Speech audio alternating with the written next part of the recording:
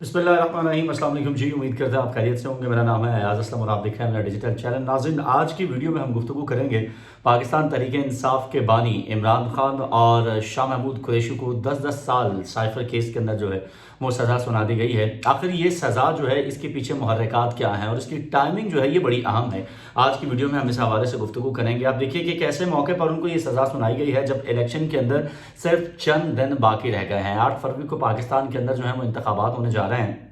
और इन इंतखाबात से कबल जो है वो इमरान खान और शाह महमूद कुरैशी साहब जो हैं उनको ये सज़ा सुना दी गई है। पहले तो इस हवाले से अगर मैं इसकी टाइमिंग के हवाले से गुफ्तगू करूं कि ये जो केस है जिसके अंदर इनको ये सज़ा दी गई है, इसके अंदर आप ये देखिए कि इमरान खान साहब को ये दूसरी सज़ा जो है वो सुनाई गई है। उन्हें इससे पहले गुज़श्ता साल 5 अगस्त को तोशा खाना केस के अंदर जो है वो मुजरिम करार दिया गया था और उनको 3 साल कैद की सज़ा जो है वो सुनाई गई थी, जिसके बाद इस्लामाबाद हाई कोर्ट ने उनकी सज़ा मुअत्तल कर दी थी। ताहम बाद डिवीजन बेंच ने इमरान खान की सज़ा को मुअत्तल करने की दरख्वास्त जो है उसको मुस्तरद कर दिया था।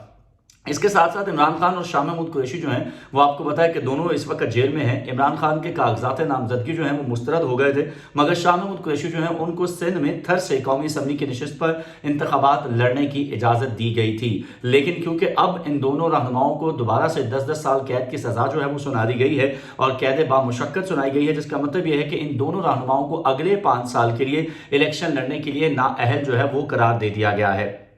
इसके साथ साथ आपको ये बताएं कि आज के इस केस के हवाले से अगर हम गुफ्तगू करें तो बड़ी उजलत के अंदर हमें ये फैसला जो है वो सुनने को मिलता है। वो लोग जो इस समाअत के दौरान वहां पर मौजूद थे वो ये बताते हैं कि जज साहब ने बड़ी उजलत के दौरान जो है वो ये फैसला सुनाया और बड़ा मुख्तसर फैसला सुनाते हुए जो है वो अदालत से वो चलते बने। इसके हवाले से अगर मैं आपको डिटेल थोड़ी सी शेयर करूँ तो अदालती कार्रवाई जो है उसके मुताबिक किसी भी केस के अंदर जब फैसला सुनाया जाता है तो उससे कबल मुलजमान को ज़ाब्ता फौजदारी की शिक 342 के तहत आखिरी मरतबा अपना जवाब जो है वो जमा करवाने की मोहलत दी जाती है, जबकि इसके बाद वकला सफाई और इस्तगासा को भी बात करने का आखिरी मौका जो है वो दिया जाता है। अदालत में जो मौजूद अफराद हैं उनका आज ये ख्याल था कि शायद इस समाअत को काफ़ी वक्त लगेगा, लेकिन हमने देखा कि ऐसा आज जो है वो नहीं हो सका। जैसे ही खुसूसी अदालत के जज अबुल हसनात जो हैं वो आए अपनी कुर्सी के ऊपर बैठे तो उसके बाद इमरान खान और शाह महमूद कुरैशी जो है उनको अदालत के अंदर पेश किया गया और जब अदालत के अंदर उनको पेश किया गया तो जज की जानिब से जो है वो इमरान खान को रोस्टम पे बुलाया गया और उनसे कहा गया कि आप आखिरी अपनी अगर कोई इस हवाले से गुफ्तगू करना चाहते हैं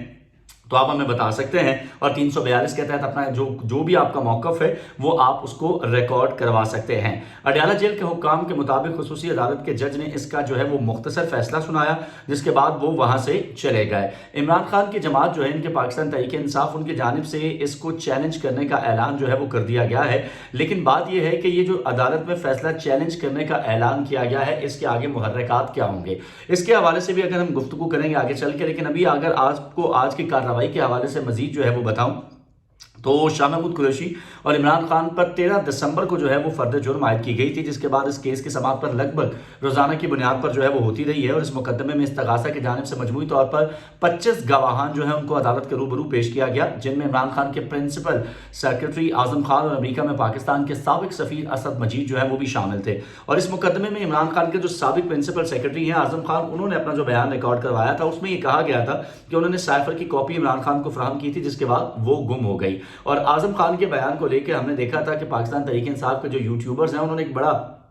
पॉजिटिव अप्रोच दी थी और उन्होंने लोगों को शायद ये बताने की कोशिश की थी कि जनाब आजम खान के बयान के बाद तो इमरान खान रिहा हो जाएंगे और साइफर केस जो है वो खत्म हो जाएगा, लेकिन ऐसा जो है वो कुछ नहीं हो सका। मैंने उस वक्त भी वीडियो में कहा था कि यूट्यूबर्स के जो खास तौर पर पीटीआई के यूट्यूबर्स हैं उनकी बातों पर मत जाया करें, क्योंकि वो आपको हकीकत से रोशनास नहीं करवाते बल्कि वो आपको गुमराह करने में पेश रहते हैं। अच्छा, इसके साथ साथ इस मुकदमे के एक और जो मरकजी गवाह है वो अमेरिका में पाकिस्तान के साबिक सफीर असद मजीद थे। उन्होंने ऑफिशियल सीक्रेट एक्ट के तहत कायम जो है वो खुसूसी अदालत को ये बताया था कि 7 मार्च 2022 में अमेरिकी असिस्टेंट सेक्रेटरी बराए जनूबी एशिया डोनाल्ड लू से होने वाली इस मुलाकात में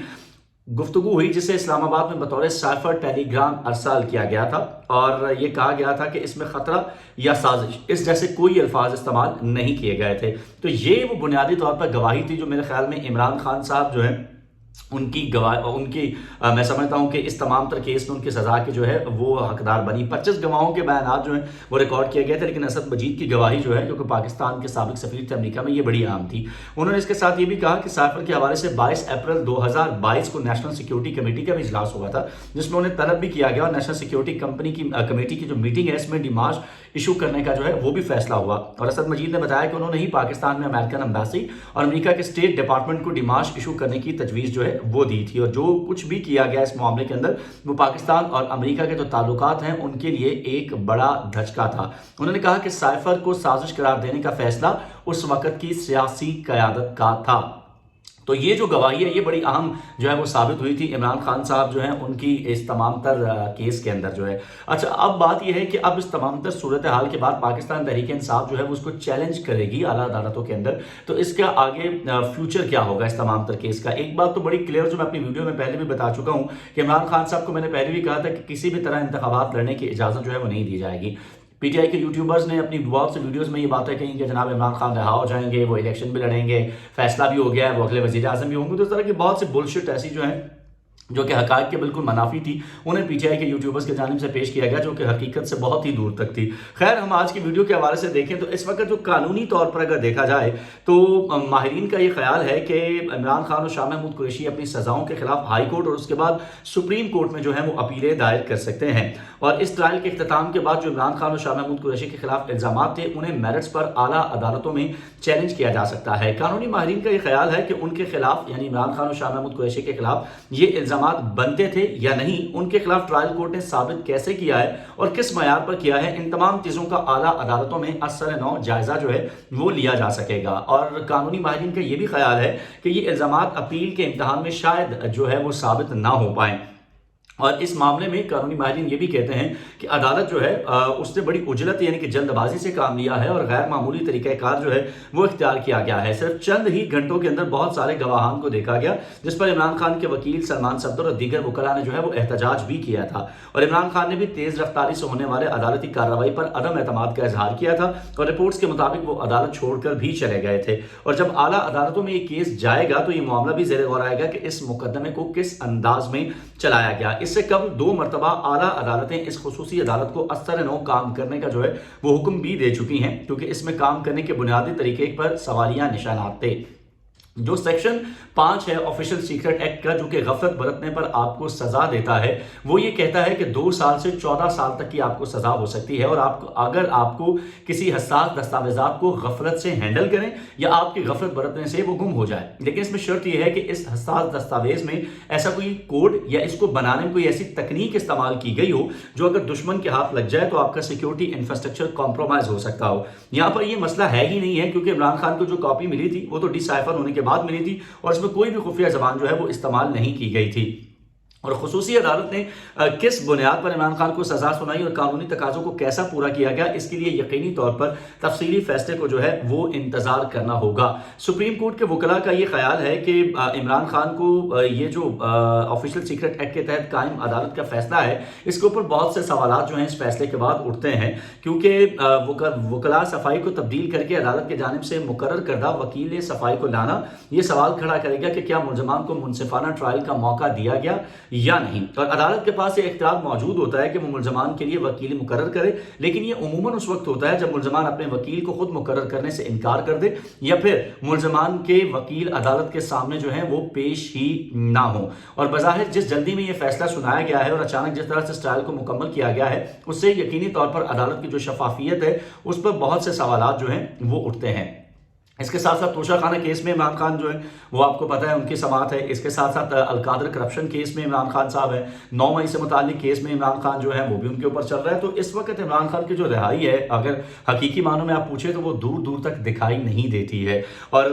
آپ یہ دیکھیے کہ عمران خان جو ہے وہ جہاں اسٹیبلشمنٹ کی بات کرتے ہیں تو وہ خود یہ کہہ چکے ہیں کہ جب 18 کے اندر الیکشن ہوئے تھے تو جنرل اس وقت کے جو D G I S I تھے جنرل فیض، انہوں نے جو ہے وہ خود ٹکٹیں بانٹی تھیں۔ پھر یہ جنرل باجوہ پر الزامات لگاتے ہیں تو جنرل باجوہ جو ہیں وہ بھی عمران خان کو کس طریقے سے فیسیلیٹیٹ کرتے ہیں یہ خود عمران خان اپنی تقریروں کے اندر جو ہے وہ بتا چکے ہیں۔ لیکن حقیقت یہ ہے کہ جو معاملہ 2013 کے اندر آپ دیکھیے جب حکومت بنی اور 17 کے اندر نواز شریف کو مجھے کیوں نکالا سے شروع ہوا، وہ آج عمران خان کے اوپر جو ہے وہ سائفر کیس کے اندر ہم کسی کے غلام نہیں ہیں، وہ اس پہ آ کے ختم ہو گیا ہے۔ اور ایک طرح سے میں تو یہ سمجھتا ہوں کہ یہ مکافات عمل ہے۔ اس وقت بھی آپ خوش ہو رہے تھے جب نواز شریف کے ساتھ یہ ہو رہا تھا اور آج آپ کے ساتھ یہ ہو رہا ہے۔ تو آپ جو ہیں وہ اس طریقے سے اب یہ تمام تر چیزیں جو ہیں وہ آپ کے اوپر آ گئی ہیں. تو یہ ایک مکافات عمل ہے. اگر اس وقت چیزوں کو میں سمجھتا ہوں کہ پریڈکٹ کر لیا جاتا ہے عمران خان صاحب کی جانب سے تو شاید یہ دن ان کو جو ہے وہ نہیں دیکھنے پڑتے. اور آخر میں ایک بڑی دلچسپ سی بات آج جو ہم نے دیکھی جب عمران خان کے کیس کی سماعت ہو رہی تھی اور عدالت نے ان کو جو ہے وہ جج کی جانب سے کہا گیا کہ آپ روسٹر میں ذرا جلدی آئے, تو جس پر عمران خان کی جانب سے یہ کہا گیا کہ جلدی تو جج صاحب آپ کو ہے, میں نے تو جیل میں ہی رہنا ہے. تو کیونکہ عمران خان صاحب جو ہے ان کو یہ پہلے سے پتا تھا کہ یہ وہ جو ہے وہ جیل میں رہیں گے. خیر اس فیصلے کے بعد ہم یہ دیکھ رہے ہیں کہ پی ٹی آئی کے اندر تو ہڑبڑی پہلے سے زیادہ جو ہے وہ نظر آتی ہے, کیونکہ یہ فیصلہ ان کو بے شک پتا تھا کہ یہ ہوگا, لیکن اس کے بعد پاکستان اسٹاک ایکسچینج کے اندر کافی زیادہ مندی جو ہے وہ ہمیں دیکھنے کو ملتی ہے. اور 100 انڈیکس میں 931 پوائنٹ سے 1.48% کمی کے بعد 61,841 پر آیا, جو گزشتہ روز 62,773 پر جو ہے وہ بند ہوا تھا. پھر اس کے ساتھ ساتھ ہم نے دیکھا کہ بلوچستان کے شہر سبی کے اندر جناح road per P T I کی ریلی کے قریب ایک دھماکہ بھی کیا گیا, جس کے نتیجے میں 4 افراد جاں بحق اور 5 سے زائد جو ہیں وہ زخمی ہوئے. اور سبی میں انتخابات کے سلسلے میں پی ٹی آئی کی ایک ریلی کا اہتمام کیا گیا اور اسی دوران جو ہے وہ دھماکہ بھی ہوا, اور محض چند دن کب پی ٹی آئی کو جو ہے وہ نشانہ بنایا گیا. اب یہ تمام چیزیں کس طرف جا رہی ہیں یہ تو یقینی طور پر آپ سمجھ ہی چکے ہیں کہ پی ٹی آئی کو انتخابات سے دور کرنے کے لیے تمام تر کھیل جو ہے وہ رچا گیا اور اس میں بہت حد تک جو ہے وہ کامیابی حاصل بھی کر لی گئی ہے. تو یہ تھی جناب آج کی ویڈیو, امید کرتے ہیں آپ کو پسند آئی ہوگی. تو ویڈیو کو لائک اینڈ شیئر ضرور کیجیے گا اور چینل کو سبسکرائب کرنا مت بھولیے گا. آپ سے ملتے ہیں اگلی ویڈیو میں, تب تک کے لیے اللہ نگہبان.